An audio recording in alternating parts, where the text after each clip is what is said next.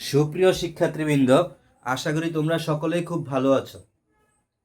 তো তোমাদের জন্য আমি নিয়ে আসছি অষ্টম শ্রেণীর বিজ্ঞান বইয়ের সমন্বয় ও নিঃসরণ এই অধ্যায়টি নিয়ে আজকের ক্লাসে আমি কথা বলবো। তো সমন্বয় ও নিঃসরণ দুইটা ওয়ার্ড, একটা সমন্বয় একটা নিঃসরণ।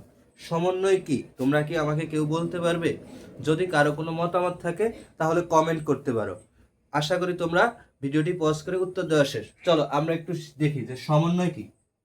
সমন্বয় সমন্বয় ওয়ার্ডটি হচ্ছে এমন একটি ওয়ার্ড যার ইংরেজি হচ্ছে কম্বিনেশন। কম্বিনেশন কম্বিনেশন এই ওয়ার্ডটার সাথে তোমরা সকলেই পরিচিত। কম্বিনেশনের সাথে কম্বিনেশন বা সমন্বয় কি দেখো। ধরো আমার একটি লক্ষ্য আছে, যেমন তোমাদের লক্ষ্য হচ্ছে তোমরা বৃত্তি পরীক্ষায় একটি বৃত্তি পেতে চাও, বা তোমাদের পরীক্ষায় তোমরা ভালো করতে চাও, এর জন্য তোমরা স্কুলে পড়াশোনা করতেছো, পাশাপাশি তোমরা প্রাইভেট পড়ো বা টিউশন পড়ো, বা বাসায় একটা টিচার নিয়ে পড়তে পারো, বা আমাদের ক্লাস দেখতেছো, বা ইউটিউবে অন্য ভাই আপুদের ক্লাস দেখতেছো, কিন্তু তোমাদের লক্ষ্য কোনটা? একটাই। একটা লক্ষ্য ঠিক রেখে বাকি কাজগুলা করার নামই হচ্ছে সমন্বয়। এবং ওই লক্ষ্যটা ওই চলে যাওয়া, মানে অন্য কাজের ব্যত্যয় না হয়ে শুধু লক্ষ্য ঠিক রেখে কাজ করার নামই হচ্ছে কি? সমন্বয়। তো আশা করি আমার উদাহরণটা তোমরা একটু নিজের সাথে মিলাতে পারলে বুঝতে পারবে, আরো ক্লিয়ার হবে।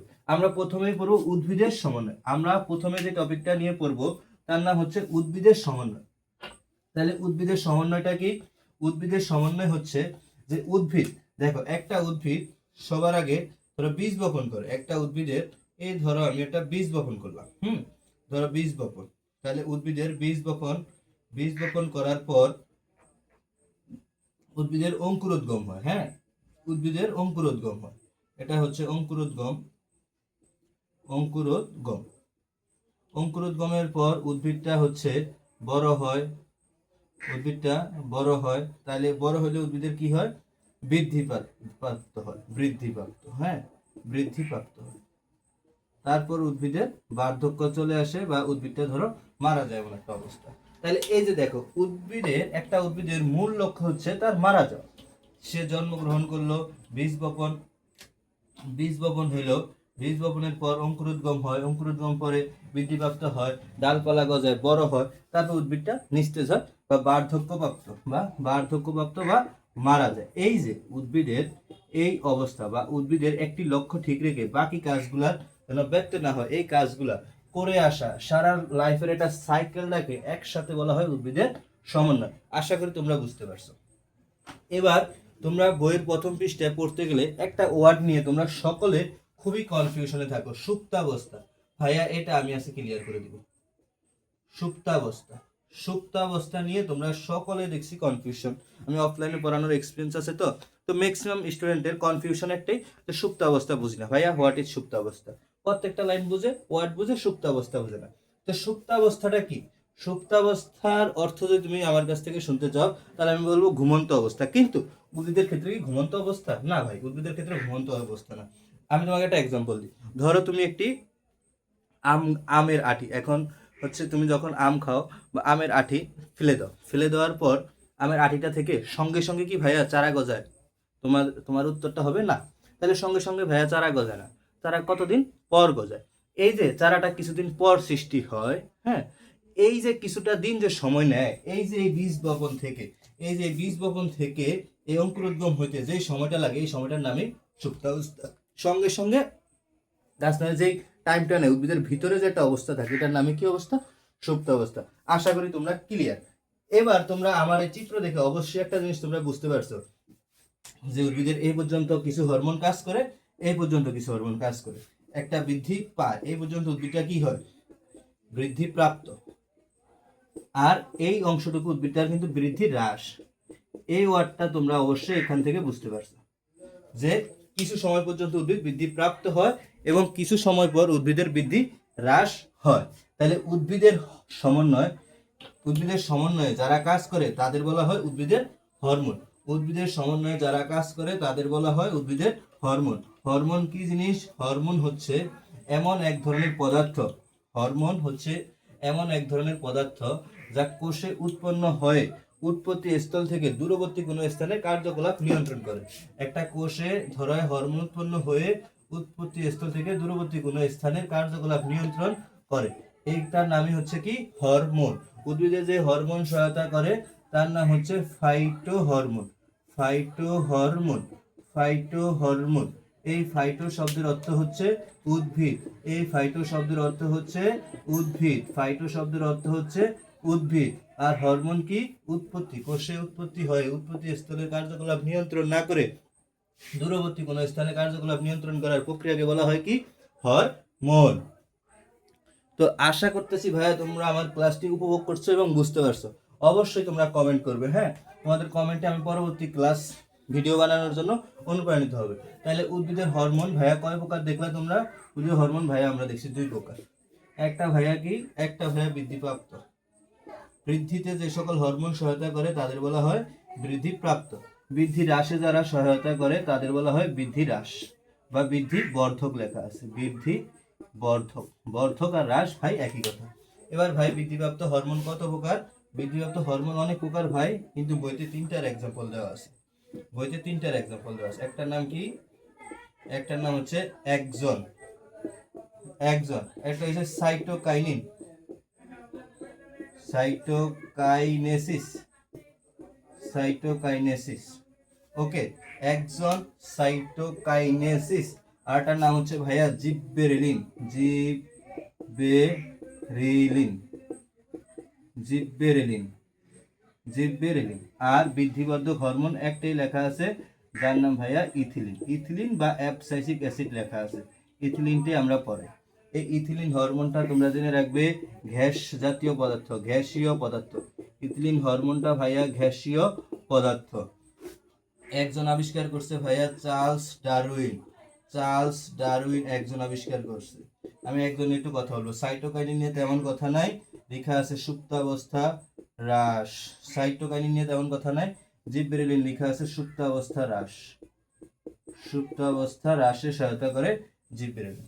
তো অবশ্যই তোমরা এগুলা বুঝতে পারছো, এগুলা সবই বৃদ্ধি প্রাপ্ত বা বৃদ্ধিতে সহায়তা করে। হ্যাঁ, তো দেখো ইথিলিন গ্যাসীয় পদার্থ, এটা এমসিকিউতে বারবার আসে। ইথিলিন গ্যাসীয় পদার্থ।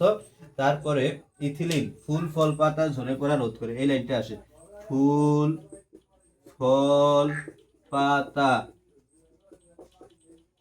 ঝরে পড়তে সহায়তা করে, ঝরে পড়তে সহায়তা করে। এটা ভাইয়া অনেক স্কুলের পরীক্ষা আমি দেখছি, বৃত্তি পরীক্ষার জন্য গুরুত্বপূর্ণ, এই জন্য আমি লাইনটা লিখলাম। ফুল ফল পাতা ঝরে পড়তে সহায়তা করে, তোমরা অবশ্যই লাইনটা দাগিয়ে রাখবে। এবার একজন নিয়ে আমরা একটু কথা বলবো। এই পর্যন্ত আশা করছি যে তোমরা আমার ক্লাসটি বুঝতে পারতেছো। তোমরা অবশ্যই এগুলা খাতায় নোট করে ফেলবা। হ্যাঁ, আমরা এবার একজন নিয়ে কথা বলবো। ভাই আমরা এখন একজন নিয়ে কথা বলবো। তো ভাইয়ারা আমরা এখন একজন নিয়ে একটু কথা বলি ভাইয়ারা, তাহলে তোমরা একজনটা ক্লিয়ার হয়ে যাবে। একজন, একজন আবিষ্কার করছে বিজ্ঞানী চার্লস ডারউইন। উনি কিভাবে একজন আবিষ্কার করছে বা একজন হরমোনটি মূলত কোথায় কাজ করে, এটা আসলে 2 মার্কের জন্য আসে, এজন্য আমি এটা একটু বলে দিব। আর ইথিলিন থেকে ওই 2টা এমসিকিউ আসতে পারে, বা গ্যাস জাতীয় হরমোন কোনটি একটু ব্যাখ্যা করে এখানে আসতে পারে ইথিলিন। আমি প্রত্যেকটা কোশ্চেন ইম্পর্টেন্ট সহ বলে দিব ভাইয়া, এর বাইরে কিছু লাগবে না তোমাদের জন্য। তো একজন নিয়ে আমরা একটু কথা বলি। হ্যাঁ, একজন, একজন আবিষ্কার করছে কে? Charles Darwin. Charles Darwin. তো উনি দেখছে চার্লস ডারউইন কেন একজন আবিষ্কার করছে বা কিভাবে আবিষ্কার করছে। উনি দেখছে ওনার ব্যালকনিতে ফুল গাছ লাগানো হয়েছে। হ্যাঁ, ব্যালকনিতে ফুল গাছ লাগাইছে। এখন এই গাছটা ব্যালকনির একটা পাশ থেকে, ব্যালকনির একটা পাশ থেকে সূর্যের আলো আসতেছে, এটা হচ্ছে সান, সূর্যের আলো আসতেছে। এখন যে পাশ থেকে সূর্যের আলো পড়ে ভাইয়া, উদ্ভিদের ওই পাশের দিকে উদ্ভিদটা ঝুঁকে যায়। তোমরা অবশ্যই এটা প্র্যাকটিক্যাল তোমরা দেখতে পারো। তোমরা যারা বাসা বাড়িতে থাকো, সবাই বাসা বাড়িতে থাকো, ব্যালকনিতে একটা ফুল গাছ লাগাবে, দেখবে ব্যালকনির 3টা সাইডে আটকানো, এই সাইড আটকানো, এই সাইড আটকানো, পিছন সাইডটা তোমার রুমই থাকে, সামনের সাইডটা খোলা। দেখবে গাছটা সবসময় সামনের দিকে বাহিত হয়, সামনের দিকে বাহিত হয়। এটা কেন হয়? এটাই একজন হরমোনের জন্য হয়। এটাই একজন হরমোনের জন্য হয়। তাইলে উনি দেখলো যে কিছু অংশ না, সম্পূর্ণ গাছটার অংশটাই হচ্ছে সূর্যের আলোর দিকে। সূর্যের আলোর দিকে গাছের যে বর্ধিত অংশের প্রভাব, এখানে যে হরমোনটা কাজ করে তার নাম একজন হরমোন। এইভাবে উনি আবিষ্কার করছে। তাইলে তোমাদের যদি আসে একজন হরমোনের কাজ কি বা একজন হরমোন কে আবিষ্কার করছে, কেন আবিষ্কার করছে, অবশ্যই তোমরা লিখতে পারবে। এটা বৃত্তি পরীক্ষা তো আসে, এটা খতে চলে আসে ভাইয়া, এটা খতে চলে আসে। একটু ইম্পর্টেন্ট গুলো আমি বলে দিব, এগুলো একটু লিখে রাখো। তো আমাদের উদ্ভিদের সমন্বয় হরমোন এই অংশটুকু ক্লিয়ার। যতটুকু লাগবে ভাই আমার এই ক্লাসটি করার পর তুমি যদি বইটা একবার রিডিং পড়ো, আশা করছি তুমি বাংলাদেশের কোনো যে স্কুল থেকে হয়ে থাকো না কেন কোথাও কোনো পরীক্ষাতে তুমি আটকাবে না। এবার আমরা স্নায়ুতন্ত্র নিয়ে কথা বলবো। স্নায়ুতন্ত্রটা হচ্ছে তোমার আগে স্নায়ুতন্ত্রের ফিগারটা তোমার জানতে হবে। হ্যাঁ, আমার চিত্র আঁকা অত ভালো না, তোমরা একটু অবশ্যই ভালো করে আঁকাবে, কিন্তু তোমাদের বোঝার জন্য যতটুকু দরকার ভাইয়া ততটুকু আমার চিত্র তোমরা পেয়ে যাবে। ভালো না বলে যেটা দরকারই নাই বিষয়টা এরকম না। হ্যাঁ, তোমরা তোমাদের চিত্র বোঝার জন্য যতটুকু দরকার, হ্যাঁ, ততটুকু তোমরা আমার এখানে হয়ে যাবে। দেখো, এই হচ্ছে স্নায়ুতন্ত্র। তো দেখো স্নায়ুতন্ত্রের চিত্র, স্নায়ুতন্ত্র।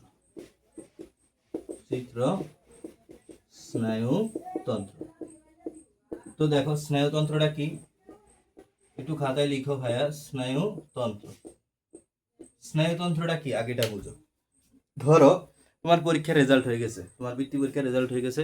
আশা করছি যারা ভিডিওটা দেখছো সবাই বৃত্তি পাবে, এটা আমার প্রত্যাশা তোমাদের থেকে, যেহেতু তোমরা আমার স্টুডেন্ট, আমিও ক্লাস 8 বৃত্তি পেয়েছিলাম। তো দেখো স্নায়ুতন্ত্র কি, তোমরা এই ধরো বৃত্তি পাইলা বা পরীক্ষা হলো, এ তোমার ভালো লাগা অনুভূতিতে মানুষের যে সকল হরমোন অনুভূতিতে সহায়তা করে তাদের বলা হয় কি স্নায়ুতন্ত্র। এই স্নায়ুতন্ত্রকে দুইটা ভাগে ভাগ করা যায়। একটা হচ্ছে কোষ দেহ, আর একটা হচ্ছে প্রলম্বিত অংশ। তো দেখো একটা হচ্ছে কোষ দেহ, আর একটা হচ্ছে ভাইয়া প্রলম্বিত অংশ। হ্যাঁ, প্রলম্বিত অংশ ভাইয়া, এই প্রলম্বিত অংশকে আবার দুই ভাগে ভাগ করা হয়। প্রলম্বিত অংশের আবার দুইটা অংশ। হ্যাঁ, একটা হচ্ছে এক্সন, একটা হচ্ছে ভাইয়া ডেনড্রন। প্রলম্বিত অংশের আবার দুইটা রূপ, একটা এক্সন একটা ডেনড্রন। তো তোমরা একদম প্রত্যেকটা পয়েন্ট খুব ভালোভাবে বুঝবে। দেখো একটু তোমরা আমার সাথে একটু থাকলেই হবে। দেখো আমি তোমাদেরকে বোঝানোর চেষ্টা করতেছি। এই যে এইটুকু অংশ, হ্যাঁ ভাই, এই যে উপর থেকে এইটুকু অংশের নাম হচ্ছে এক্সন, ওকে। আর এইটুকু অংশের নাম হচ্ছে কোষ দেহ, এটার নাম হচ্ছে ভাই কোষ দেহ, একটু ভালোভাবে বুঝো।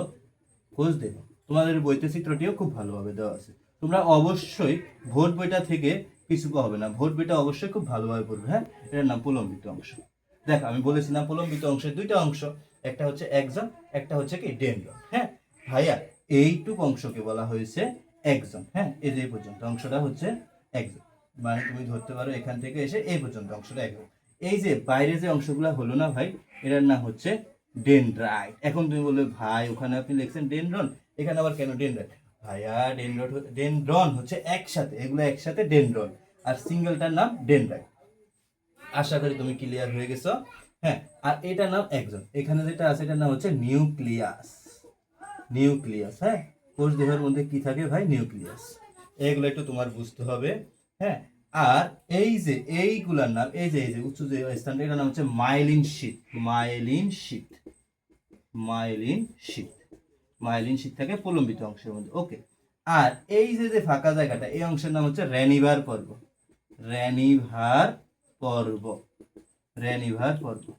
ওকে। আমাদের যে সিগন্যালগুলা, এগুলা সরাসরি এই রেনিভার পর্ব থেকে এখানে যায়। তো যেহেতু স্নায়ুতন্ত্র পড়ালাম, আরেকটা জিনিস আছে যেটা আসে ভাই, সিন্যাপস আসে ভাই, হোয়াট ইজ সিন্যাপস মানে হচ্ছে দুইটি স্নায়ুতন্ত্রের সন্ধিস্থলকে সিন্যাপস বলে। এই যে এখান থেকে যদি আরেকটা স্নায়ুতন্ত্র তোমরা কল্পনা করো, মানে দুইটি স্নায়ুতন্ত্রের সন্ধিস্থলকে সিন্যাপস বলে। দুইটি স্নায়ুতন্ত্রের সন্ধিস্থল, হ্যাঁ, দুইটি স্নায়ুতন্ত্রের সন্ধিস্থলকে কি বলে? সিন্যাপস বলে। একটা স্নায়ুতন্ত্রের মাথার অংশ আর একটা স্নায়ুতন্ত্রের পায়ের অংশ যেই জায়গায় মিলিত হয়, এই অংশটার নাম হচ্ছে সিন্যাপস। তো স্নায়ুতন্ত্র থেকে এতটুকু অংশ তোমরা যদি পড়তে পারো তাইলে আশা করি যে ক্লিয়ার। এই স্নায়ুতন্ত্র থেকে গ মার্কে একটা কোশ্চেন 100% আসে, এটা 100% কনফার্ম। তোমার স্কুলের বার্ষিক পরীক্ষা হোক, অর্ধবার্ষিক পরীক্ষা হোক বা বৃত্তি পরীক্ষা হোক, যে বছরই হোক না কেন, এই অধ্যায় থেকে এই কোশ্চেনটা 100% আসবেই, এটা আমরা বলতে পারি আমাদের এতদিনের এক্সপিরিয়েন্স থেকে। তো দেখো, তারপরে আমরা চলে যাচ্ছি মস্তিষ্ক। আর মস্তিষ্ক টপিকটা বললেই এই অধ্যায়টা মোটামুটি ক্লিয়ার। তো রেচনতন্ত্র আছে, কিন্তু অত ইম্পর্টেন্ট না, হয়তো রেচনতন্ত্র থেকে একটা 2 মার্কের কোশ্চেন হতে আসতে পারে। মস্তিষ্ক ভাই, মস্তিষ্ক কি? হোয়াট ইজ মস্তিষ্ক? দেখো, মস্তিষ্ক হচ্ছে মেনেনজিস পর্দা দ্বারা আবৃত। মস্তিষ্ক এক ধরনের পর্দা দ্বারা আবৃত, যার নাম হচ্ছে মেনেনজিস। মেনেনজিস মেনেনজিস পর্দা দ্বারা আবৃত মস্তিষ্কের অংশ হচ্ছে তিনটা। একটা হচ্ছে গুরু মস্তিষ্ক,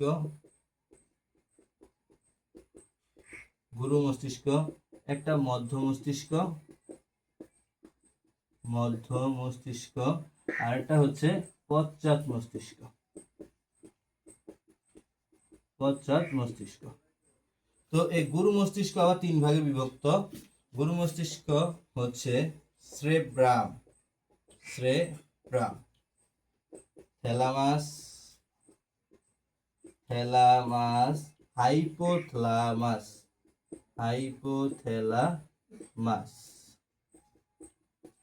পশ্চাৎ মস্তিষ্ক তিন ভাগে বিভক্ত। প্রথমটার নাম হচ্ছে সেরেবেলাম, তারপরেটার নাম পন্স মেডুলা। আসবে মস্তিষ্কের যোজককে, অ্যান্সারটা হবে পন্স যোজক। আমি ইম্পর্টেন্ট কথাগুলো লিখে রাখছি। আসবে মস্তিষ্কের কোন অংশকে যোজক বলা হয়? পন্স। আরেকটা তোমরা একটু নোট দিয়ে লিখে রাখো, নোট যেগুলো আমি বলতে গেলে ভিডিওটা লং হয়ে যাবে। এই প্রত্যেকটা অংশের কাজগুলো অবশ্যই বই থেকে মুখস্থ করে নিবে, কাজগুলো পড়ে নিবে। এবার একটু তাকাও আমার দিকে, আমি একটু মস্তিষ্কটা পড়াই। তো মস্তিষ্ক কোনটা? মস্তিষ্ক হচ্ছে মানব দেহের স্নায়ুতন্ত্রের কেন্দ্রীয় অংশকে বলা হয় মস্তিষ্ক। হ্যাঁ, এই মস্তিষ্ক মেনেনজিস পর্দা দ্বারা আবৃত। মস্তিষ্ক যে পর্দা দ্বারা আবৃত তার নাম মেনেনজিস পর্দা। তোমরা ক্লাস 7 দেখছো ফুসফুস এক ধরনের পর্দা দ্বারা আবৃত, যার নাম ফ্লুরা। তেমনই প্রত্যেকটা অঙ্গেই কোনো না কোনো পর্দা দ্বারা আবৃত থাকে। মস্তিষ্ক যে পর্দা দ্বারা আবৃত তার নাম হচ্ছে মেনেনজিস পর্দা। হ্যাঁ, তো দেখো মস্তিষ্ক খুলির মধ্যে সংরক্ষিত থাকে। মস্তিষ্কের তিনটা অংশ, একটা গুরু মস্তিষ্ক বা অগ্র মস্তিষ্ক বলা হয় ফ্রন্টাল ব্রেন, একটা মিড ব্রেন, একটা হচ্ছে ব্যাকওয়ার্ড ব্রেন বলা হয় বা পশ্চাৎ মস্তিষ্ক। তো গুরু মস্তিষ্ক তিন ভাগে বিভক্ত, সেরেব্রাম, থ্যালামাস, হাইপোথ্যালামাস।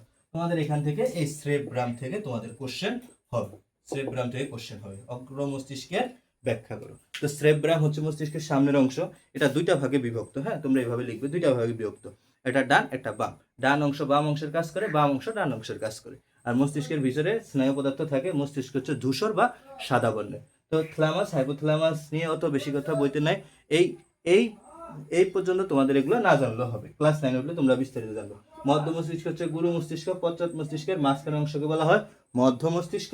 পশ্চাৎ মস্তিষ্ক হচ্ছে তিন ভাগে বিভক্ত, সেরেব্রাম, পন্স, মেডুলা। পন্স হচ্ছে মস্তিষ্কের যোজক হিসাবে সহায়তা করে। হ্যাঁ, তোমরা এইটুকু অংশ জানলে এনাফ, আর সেরেব্রাম থেকে কোশ্চেন আসে।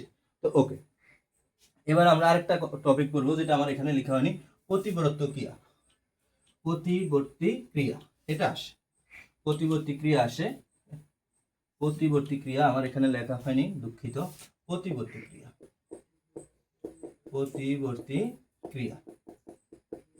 এটা টপিক থেকে সারা বললো, কেবলই আমার মনে পড়লো প্রতিবর্তী ক্রিয়া। মস্তিষ্কের পরের টপিক এটার পরের টপিক এটা প্রতিবর্তী ক্রিয়া। তো তোমরা পড়ে নিবে। হ্যাঁ, প্রতিবর্তী ক্রিয়া। তো ভাই প্রতিবর্তী ক্রিয়াটা আসলে কি? দেখ, প্রতিবর্তী ক্রিয়া হচ্ছে, ধরো তোমার এই অংশতে একটা, এটা তোমার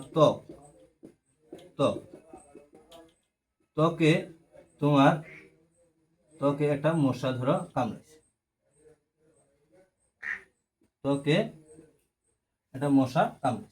এই তো।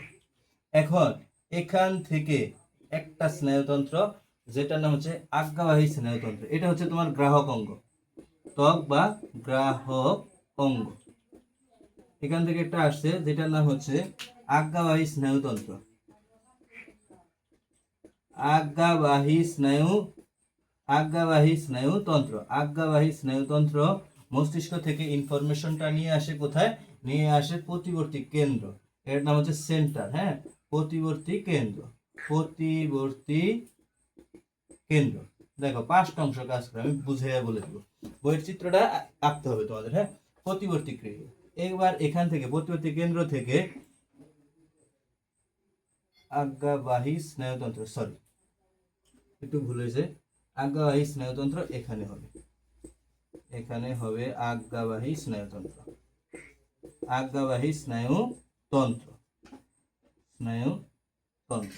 এটা হচ্ছে অনুভূতিবাহী স্নায়ুতন্ত্র। গ্রাহক অঙ্গ থেকে যেই স্নায়ুতন্ত্র ইনফরমেশনটা ব্রেনে নিয়ে আসে তার নাম হচ্ছে অনুভূতিবাহী স্নায়ুতন্ত্র। এটা কোথায় নিয়ে আসলো? প্রতিবর্তী কেন্দ্রতে নিয়ে আসলো। প্রতিবর্তী কেন্দ্র থেকে আজ্ঞাবাহী স্নায়ুতন্ত্র কোথায় নিয়ে যায়? সাড়া প্রদানকারী অঙ্গ। সাড়া প্রদানকারী অঙ্গ। সাড়া প্রদানকারী অঙ্গটা হচ্ছে কি তোমার ঐচ্ছিক পেশি। ঐচ্ছিক পেশি। এবার এই ঐচ্ছিক পেশি রিঅ্যাকশন দেয় বা সাড়া দেয়। তাইলে কয়টা জিনিস কাজ করে তোমার এখানে? 5টা জিনিস। নাম্বার 1 গ্রাহক অঙ্গ, এটা লেখা আছে বইতে।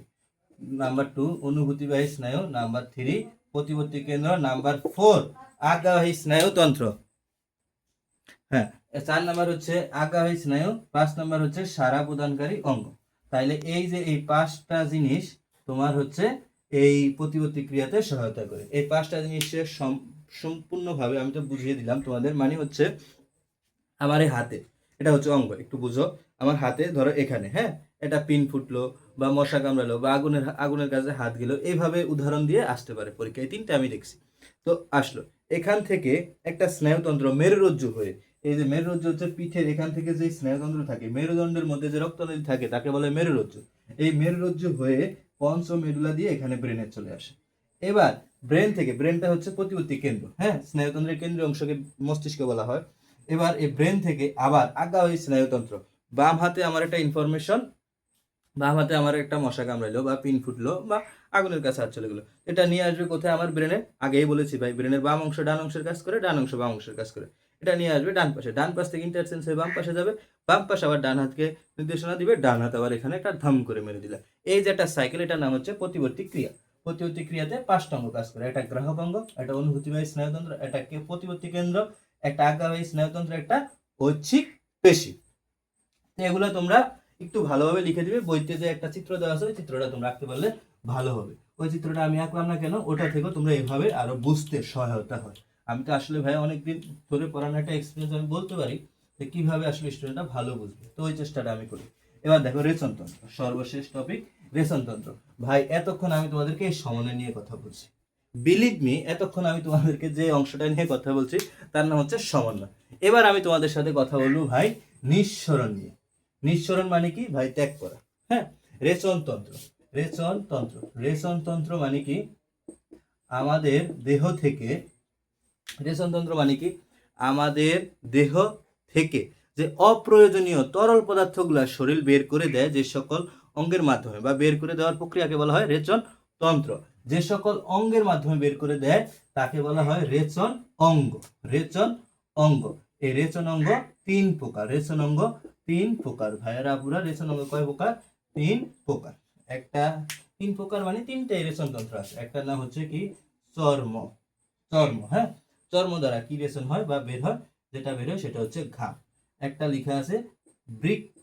বৃক্ক বা কিডনি। বৃক্ক বা কিডনি। বৃক্কের আরেক নাম কি? কিডনি। বৃক্কের আরেক নাম কি? কিডনি। বৃক্ক থেকে কি বের হয়? মূত্র বের হয়। মূত্র। মূত্রতে কি থাকে? ইউরিয়া। Urea, uric acid. ভাই ডিটেলসে পড়িয়ে দিচ্ছি আমি। ইউরিক অ্যাসিড, একদম ক্লাসটা করে তোমরা একটু বইটা দেখলে হবে। আর নাইট্রোজেন ঘটিত বর্জ্য পদার্থ। নাইট্রোজেন ঘটিত বর্জ্য পদার্থ শতকরা 80 ভাগ নাইট্রোজেন এই বৃক্কের মাধ্যমে ছেড়ে দেয়। এটা এমসিকিউতে আসতে পারে। 80 ভাগ নাইট্রোজেন বৃক্কের মাধ্যমে ছেড়ে দেয়।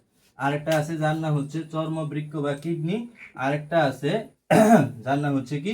ফুসফুস। ফুসফুস দিয়ে কি বের করে দেয় ভাইয়ারা? ফুসফুস দিয়ে যেটা বের করে দেয় সেটা হচ্ছে কার্বন ডাই অক্সাইড।